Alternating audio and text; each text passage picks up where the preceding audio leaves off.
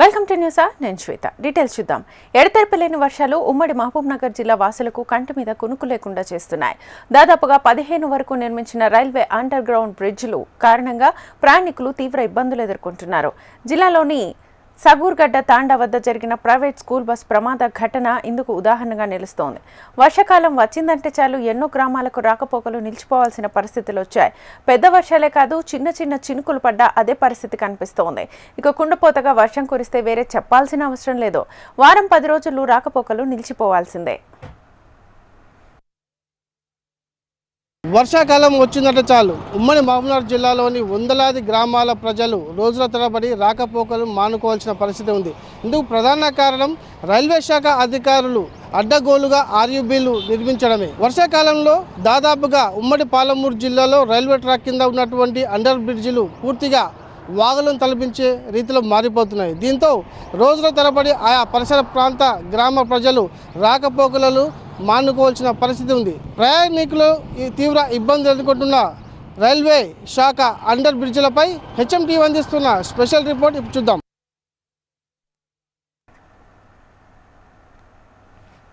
ఉమ్మడి మహబూబ్ నగర్ జిల్లాలో రైల్వే శాఖ నిర్మించిన రైల్వే అండర్ బ్రిడ్జ్ల నిర్వహణ లోపం ప్రయాణికులకు శాపంగా మారుతోంది.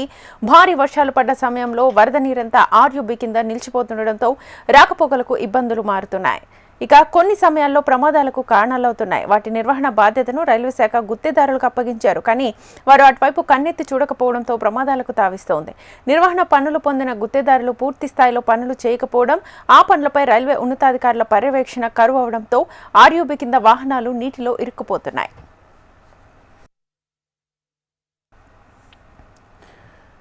ఈ సూగు తాండా వద్ద ఉన్న ఆర్యూబీ ఒక్కటే కాదు, ఉమ్మడి జిల్లా వ్యాప్తంగా ఉన్న ఆర్యూబీలది కూడా అదే పరిస్థితి. ఉమ్మడి జిల్లా వ్యాప్తంగా మొత్తం 190 కిలోమీటర్ల మేర రైల్వే మార్గం ఉండగా ఆ మార్గంలో మొత్తం 15 వరకు రైల్వే అండర్ బ్రిడ్జిల నిర్మాణాలు జరిగాయి. ఇందులో సగానికి పైగా నిర్మాణ లోపంతో ఉన్న ఆర్యూబీలు ఉన్నాయి. ఈ నిర్మాణాలు చేపట్టాల్సి వచ్చినప్పుడు పలు నిబంధనలు పాటించాల్సి ఉన్నా అవి ఎక్కడా సక్రమంగా నిర్వహిస్తున్న దాఖలాలు కనిపించడం లేదు.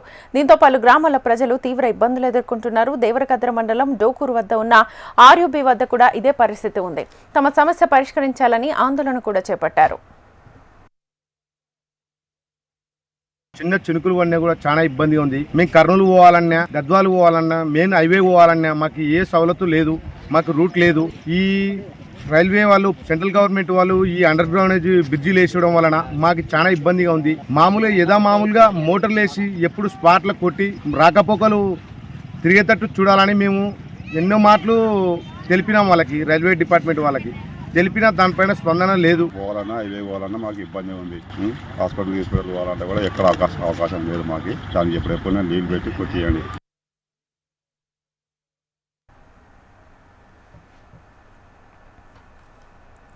సాధారణంగా ప్రతి రైల్వే అండర్ బ్రిడ్జ్ దగ్గర అంతర్గత పైప్ లైన్ ఏర్పాటు చేయాల్సి ఉంటుంది. వర్షం పడి వరద నీరు చేరితే దగ్గరలో ఉన్న కాలువలు లేదా చెరువులకు వెళ్లే విధంగా ఈ పైప్ లైన్ల ఏర్పాటు ఉండాలి. చివరన భారీ సంపును సైతం నిర్మించి అక్కడ మోటార్లు బిగించి వరద నీరు అక్కడికి చేరగానే తోడివేయాలి. వీటన్నింటినీ పర్యవేక్షించడానికి వాచ్మెన్లను నియమించాలి. కానీ ఎక్కడా వాచ్మెన్లు కనిపించరు. సాధారణంగా ఆర్యూబీల పర్యవేక్షణ బ్రిడ్జ్ వాచ్మెన్లు ఉంటారు.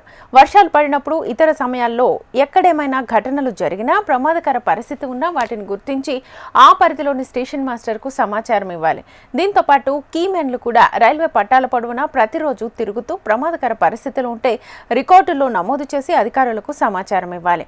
వెంటనే రైల్వే అధికారులు ఆ ప్రాంతాల్లో మరమ్మతులు చేపట్టాలి. కానీ ఉమ్మడి జిల్లా వ్యాప్తంగా ఎక్కడా కూడా ఈ వ్యవస్థ సక్రమంగా అమలు కావడం లేదన్న విమర్శలు వినిపిస్తున్నాయి.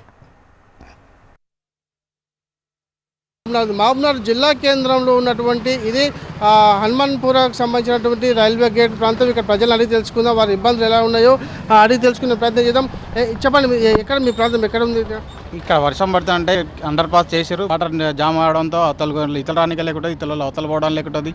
అలాగే స్కూల్ బస్సులు వచ్చినా కూడా ఇంతకుముందు స్టార్టింగ్లోనే స్కూల్ బస్సు ఆల్రెడీ ఇరికి పిల్లలు కూడా చాలా ఇబ్బందులు పడ్డారు. ఇది వాటర్ వల్ల చాలా ప్రాబ్లమ్స్ ఉన్నాయి మాకు. అంటే ఒక్కొక్కసారి వర్షం ఎక్కువ వస్తే ఎన్ని రోజుల వరకు మీకు ఇబ్బందులు ఉంటాయి? ఈ వర్షం నీళ్ళు పోవు, ఇంకా విలేజ్ మోటార్ పెడితే తప్ప అట్లే నిలిచిపోతాయి నీళ్ళు. 15 రోజులు అయినా కూడా వాటర్ పోవడానికి ఆస్కారం ఎక్కడ లేదు. అది ఉన్నది ఒక్క దాంట్లో బొర్రలో ఏమైందంటే మట్టి వచ్చేసి మొత్తం ఇరుక్కుపోయింది. ఇబ్బంది అయితే ఏం లేదు, వర్షం పడితేనే ఇట్లే నీళ్ళు జామ్ అయిపోతాయి. పిల్లలకు ఇబ్బంది అవుతుంది, పోనీకి రానికి కష్టం అవుతుంది, చాలా ఇరుకు టైం అయిపోతుంది. అంటే ఎన్ని రోజులు ఉంటుంది ఈ కష్టాలు ఇట్లా ఇబ్బందులు మీకు? వాన పడినప్పుడే మొత్తం జామ్ అయిపోతాయి. ఈ నుంచి ఆడ వరకు బస్సులు మొత్తం బైకులు పోకుండా కూడా మొత్తం టైట్ అయిపోతాయి పొజిషన్ మొత్తం. ఇంకా ముసలోళ్ళకి కూడా ఇబ్బంది అయిపోతుంది పోనీకే రానికి. వాన పడితే మొత్తం నిండిపోతుంది అండర్ గ్రౌండ్. ఒక గంట 2 గంటలు వాన పడ్డా అంటే మొత్తం నిండిపోతుంది, ఫుల్ అయిపోతాయి, బండ్లు మొత్తం జామ్ అయిపోతాయి. అక్కడ ఇక్కడ పోనీకే రానికే ఇబ్బంది అయిపోతుంది. ఏమైనా సీరియస్ ఉన్న వాళ్ళు అయితే ఇక అటు నుంచి తీసుకుపోవాల్సి ఉంటుంది. బండ్లు అయితే ఏం పోవు ఇక్కడ నుంచి, ఇక జామ్ అయిపోతాయి, మొత్తం నీళ్ళు ఆడదాకా వచ్చేస్తాయి. ప్రత్యక్షంగా మనం చూస్తున్నాము. ఏంటి ఇబ్బంది ఎలా ఉంది? ఇంకా చాలా ఇబ్బంది ఉంది. ఎందుకంటే ఇది అయితే వర్క్ అయినంత వరకు ఇదే పరిస్థితి ఉంటుంది. వర్క్ అయితే ఇట్లా కిందికి వెళ్ళి వాటర్ ఎక్కువ వస్తుంది ఇక్కడికి వెళ్ళి. ఎందుకంటే ఇది ఇంకా చాలా టూ మచ్గా అంతవరకు వస్తుంది. ఎంతోమంది గుంత ఉన్నప్పుడు కింద పడినారు. కింద పడినా మేమే కింద పడ్డాం. ఇంకా దెబ్బ తగ్గలేక నేనే కింద పడ్డాను, నా పిల్లాడి కింద పడ్డాను, ఈ పిల్లాడి కింద పడ్డాడు. ఇద్దరం గుంతున్నప్పుడు ఇక దగ్గర మేము ఒక 10 సంవత్సరాల ఉన్నాము. అప్పటి నుండి ఇదే పరిస్థితి ఉంది. ఇది అండర్ వరల్డ్ 100% ఫెయిల్ ఇది. ఎందుకంటే చెప్తే అర్థం చేసుకోవాలి సెంట్రల్ గవర్నమెంట్ వాళ్ళు. కానీ అన్ని ప్రతి దగ్గర ఇదే సమస్య. ఇంతకుముందు బస్సు గిట్లా చాలా పెద్ద ఆటో గిట్లా మునిగిపోవడం కాలం జరిగింది. మేమే తగ్గించుకున్నాము. ఎంతోమంది సమస్యలు ఎంతోమంది అయినా కానీ వాళ్ళు పట్టించుకోవడం ఏం లేదు సార్. ఇది 100% ఇది. ఎందుకంటే ఫెయిల్ ప్రాజెక్ట్ ఇది. గ్రామీణ ప్రజలు కావచ్చు, చాలా కావచ్చు, ఇది ఒకటే కాదు. దాదాపు ఈ రైల్వే ఆర్యూబులు ఉమ్మడి మహబూబ్నగర్ జిల్లాలో ఉన్నాయి. అంటే కొత్తూరు నుంచి దాదాపు అలంపూర్ వరకు కూడా 15 ఇలాగే ఉన్నాయి. దాదాపు 15 వరకు నిర్మించిన 15 కూడా పూర్తిగా నిర్వహణ లోపం, పూర్తిగా నిర్మాణం కూడా సరిగ్గా జరగకపోవడం వల్ల పూర్తిగా ఫెయిల్యూర్గా మారినాయి. ఈ ప్రాంత ప్రజలకు తీవ్ర ఇక్కట్లనే మిగిల్చాయి. ఇప్పటికైనా ఇక్కడ బోర్లు ఏర్పాటు చేసి ఎప్పటికప్పుడు వచ్చిన వర్షం నీటిని బయటకు పోసేందుకు కనుక రైల్వే శాఖ పూర్తి స్థాయిలో చర్యలు చేపడితే కొంతవరకైనా ఈ ఇబ్బందులను గట్టెక్కే అవకాశాలు ఉన్నాయని చెప్పేసి ప్రాంత వాసులు కోరుతున్నారు. మరి చూడాలి రైల్వే అధికారులు ఇప్పటికైనా చర్యలు చేపడతారా లేదా.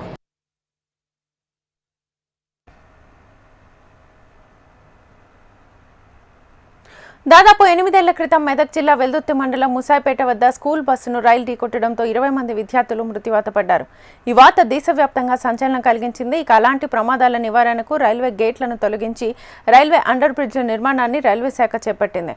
అందులో భాగంగానే ఉమ్మడి మహబూబ్నగర్ జిల్లాలో దాదాపు 15 ఆర్యూబీల నిర్మాణం జరిగింది. కానీ రైల్వే అండర్ బ్రిడ్జిలు సమస్యను పెంచాయే తప్ప ఏమాత్రమూ తగ్గించలేదన్న అభిప్రాయం సర్వత్రా వ్యక్తమవుతోంది. ప్రతిసారి వర్షం వచ్చినప్పుడల్లా మాకు రానిక పోనీక చాలా ఇబ్బందికరంగా అవుతుంది. ఏదన్నా అత్యవసరంగా ఏదన్నా వైద్య ప్రకారంగా కూడా ఏదన్నా రావాలంటే కూడా అంబులెన్సులు రావాలన్నా, ఏదన్నా మండలం ఆఫీసుకు పోవాలన్నా, ఏదన్నా చిన్న చిన్న పనులు ఉంటే మేము కర్నూలు పోవాలన్నా. 30 సంవత్సరాల నుండి కూడా ఈ వాగు చిన్నప్పటి నుండి చూస్తున్నాం కానీ ఇంతవరకు దాటనిస్తలేదు. ఓ 2-3 కూడా కొట్టుకుపోయినారు. ఈ వాగుల చాలా ప్రమాదకరమైన ఉంది. దీన్ని దయచేసి చర్యలు తీసుకుంటే మాకు అమ్రాయి కానీ మానపాడు మండలాన్ని కానీ మంచిగా ఉంటుంది, లేకుంటే ప్రమాదకరమవుతుంది.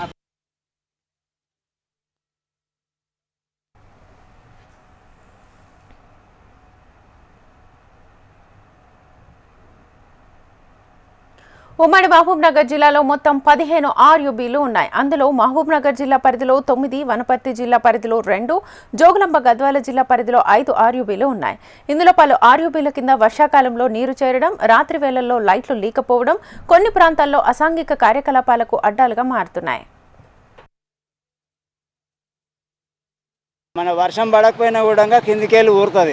ఎప్పుడో ఆ మోటార్ పెడతారు, ఎప్పుడో తీస్తారు. ఇక్కడ ఒక పర్మనెంట్గా ఒక మనిషిని పెట్టి ఒక మోటార్ పర్మనెంట్గా పెట్టి ఇప్పుడు మన గేట్ రైల్వే గేట్ ఎట్లా ఉండే, రైలు వచ్చినప్పుడు గేట్ ఎట్లా తీస్తుండ్రో ఇప్పుడు ఇక్కడ నీళ్ళ కాడ కూడా ఒక మనిషిని పెట్టి మోటార్ పెట్టి ఎప్పుడో అప్పుడు కాల్ చేపిస్తే మాకు బాగుంటుంది.